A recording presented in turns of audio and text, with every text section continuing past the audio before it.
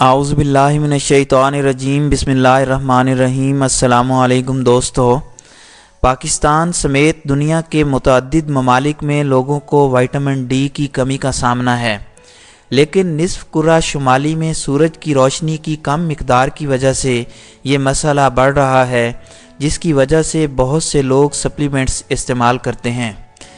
Vitamin D 2 اور D 3 کے supplements دوائیوں کے سٹورز کے کاؤنٹرز پر نظر آتے ہیں اور ان کے حصول کے لیے ڈاکٹر کے نسخے کی بھی ضرورت نہیں پڑتی۔ یہ قوت مدافعت بڑھانے، اعصابی کمزوری کے خاتمے، اعصاب کی مضبوطی، ہڈیوں کے درد اور ڈپریشن کے خاتمے کے لیے استعمال کیے جاتے ہیں۔ انہیں کینسر کے خاتمے اور بڑھاپے سے بچاؤ کے لیے بھی استعمال کیا جاتا ہے۔ مارکیٹ کا جائزہ لینے والی ایک کمپنی کا کہنا ہے کہ برطانیہ میں ہر تیسرا نوجوان جو سپلیمنٹ لیتا ہے اس میں وٹامن ڈی بھی شامل ہے۔ وٹامن ڈی ہماری صحت میں اہم کردار ادا کرتا ہے۔ یہ ہمارے جسم میں کیلشیم اور فاسفیٹ کی مقدار کو برقرار رکھتا ہے۔ ایک تحقیق کے مطابق برطانیہ میں 20% آبادی کو وٹامن ڈی کی کمی کا سامنا ہے، لیکن کچھ ماہرین کا کہنا ہے کہ جو لوگ صحت مند ہوں انہیں وٹامن ڈی کا سپلیمنٹ لینا ضروری نہیں۔ نام کے باوجود وٹامن ڈی وٹامن نہیں، اس کی بجائے اصل میں یہ ہارمون ہے جو کہ جسم میں کیلشیم کو جذب کرنے کی صلاحیت کو بڑھاتا ہے۔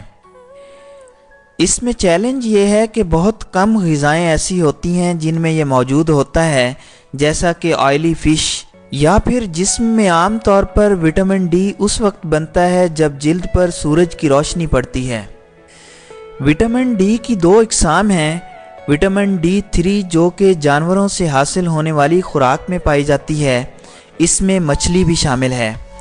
دوسری وٹامن ڈی 2 ہے جو کہ پودوں سے حاصل ہونے والی خوراک میں شامل ہے، اس میں مشرومز بھی شامل ہیں۔ تحقیقات سے ثابت ہوا ہے کہ ڈی 3 زیادہ مؤثر ہے، اور 2012 میں کیے جانے والے ایک تجزیے میں یہ کہا گیا ہے کہ ڈی 3 زیادہ بہتر سپلیمنٹ ہے۔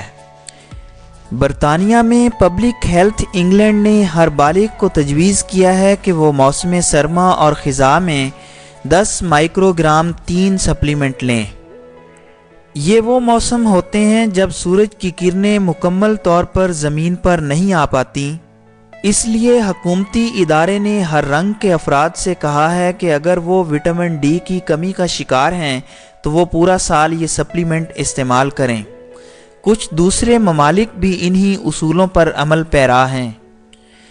کینیڈا میں بالغوں سے کہا جاتا ہے کہ وہ ہر روز 15 مائکرو گرام وٹامن ڈی استعمال کریں، یا پھر وٹامن ڈی سے بھرپور دودھ یا پھر سویابین کا استعمال کریں۔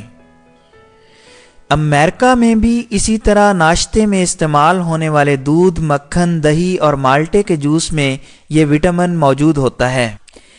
ان ممالک میں یہ کوششیں بچوں میں ہڈیوں کے امراض سے بچانے کے لیے 20ویں صدی میں شروع کی گئیں۔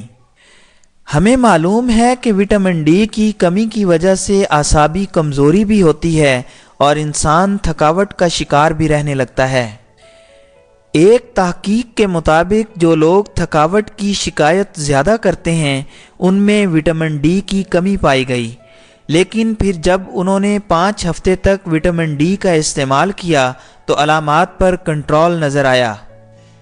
اسی طرح کینسر کے مریضوں میں وٹامن ڈی مدافعتی نظام کو بہتر کرتا ہے اور بیکٹیریا کو ختم کرتا ہے۔